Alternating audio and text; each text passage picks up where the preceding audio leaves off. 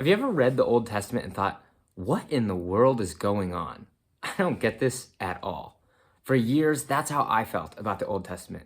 Until recently, I've read through it several times and I've come to understand and love the Old Testament. And I want to share with you how I did that in this video. Stick to the end to see how you can apply what you learn to your life as well. Welcome back to The Word with David, where we seek to help college students grow in their faith in Jesus Christ. It's the third week in January now, and for many of you, you may have started the year with some New Year's resolutions, and I'm curious how they're going. They say on average, a New Year's resolution lasts about 3 weeks, and I would like to say I'm right on track with that estimate. I made this big plan to run a bunch this year, and I've run some, but I am way behind in my running. I'm like 20 miles behind in my running plan. And it wasn't that I planned to fail, it's just that it's been really cold and I've just struggled to get out there and make the time to run. And as I was thinking about it, I was thinking it's not hard for us to be reminded of failure in our lives. For some of you, last semester, you had a class that didn't go as well as you wanted it to. Or maybe there's a guy or a gal that you liked that didn't like you back. Maybe you have friends around you, but you still feel lonely. Or maybe you want to have control in your life, but you just can't seem to keep everything under control and you feel stressed and anxious. Maybe you want to obey God, but you just keep falling back into these sins that you said you'd never fall back into again. Or maybe you just feel bored. Like, what am I doing in my life right now? I just want you to know you're not alone. Failure is a normal part of life, and I have failed so many times in my life. Everyone here has failed in some way. In fact, I would say that that's the story of the Bible. From the very beginning, we see people with good intentions struggle to follow through. The Bible is full of sinners, misfits, and losers. Have you ever noticed that the Bible, it takes care to tar basically every person but one? Adam and Eve caused the fall of humanity. Cain murders his brother. Noah has a drinking problem. Abraham cowardly gives his wife to another man rather than risk danger to himself.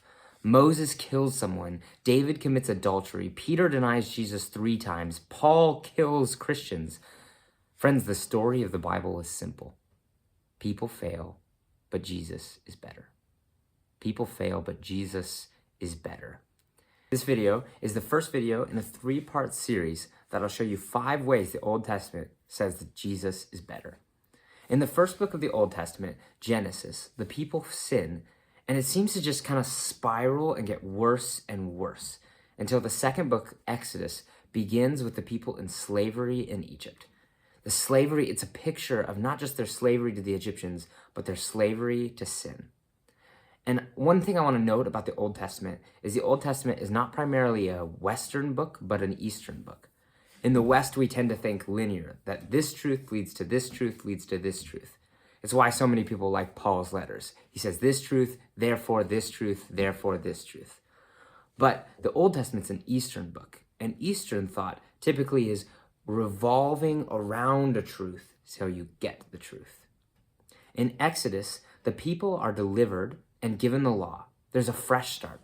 If the people can just obey the law, it'll go well for them. But before Moses even gets down from the mountain with the law, the people have fallen back into sin.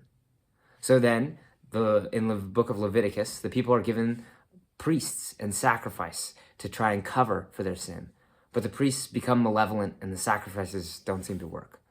So the people get judges and then eventually kings to lead and deliver them.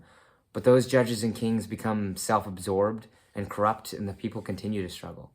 So God sends prophets to tell the people the word of God, but the people don't listen and kill several of the prophets.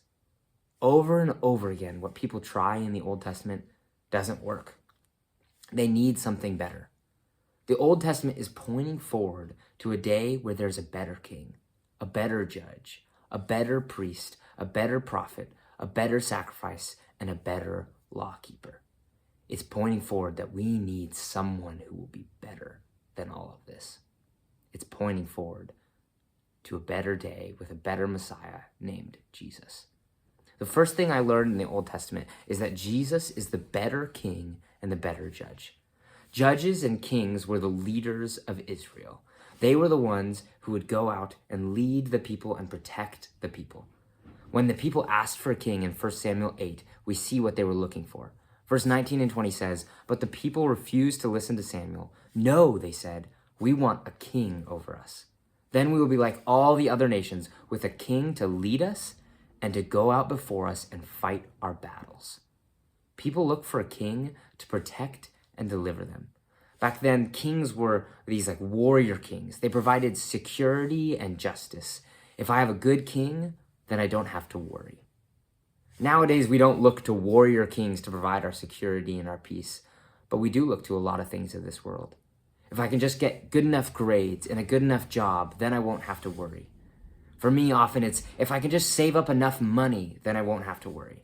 If I can do X, then I'll have peace.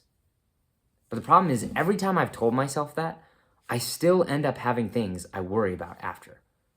Whether I try to provide my own security or I look to someone else, it never works. You can't be a good enough king, and no other person could be a good enough king to bring you the peace that your soul longs for, because you aren't in control. Thankfully, Jesus is, and Jesus is the better king. At the end of the book of the Bible, in the last book, Revelation 19, we see how Jesus is the better king. Starting in verse 11, it says this, "I saw heaven standing open, and there before me was a white horse, whose rider is called Faithful and True.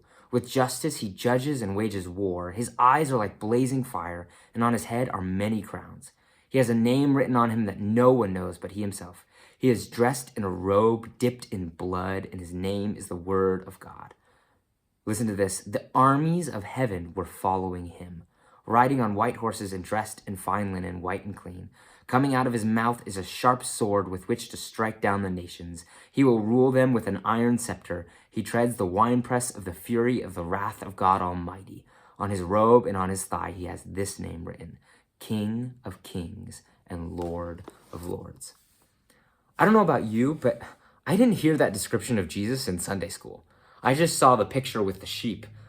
But here we see a picture of Jesus with a sword coming out of his mouth. What's that all about? It's showing Jesus is the warrior king the people in the Old Testament looked for. Here, Jesus is riding on a horse and he's leading the armies of God into battle. He is fighting the people's battles for them, and he is bringing victory and security and peace. Jesus is the better king that we long for. Jesus is better. When you feel stressed, don't look to the things of this world to give you peace. Look to Jesus. He is the only one who can bring you the peace that you long for. If you're wondering, what do I do when I've fallen and I've failed? Check out this video to see how you can get back up when you failed. And be sure to come back next week to see how Jesus is better in other ways in the Old Testament. Thanks.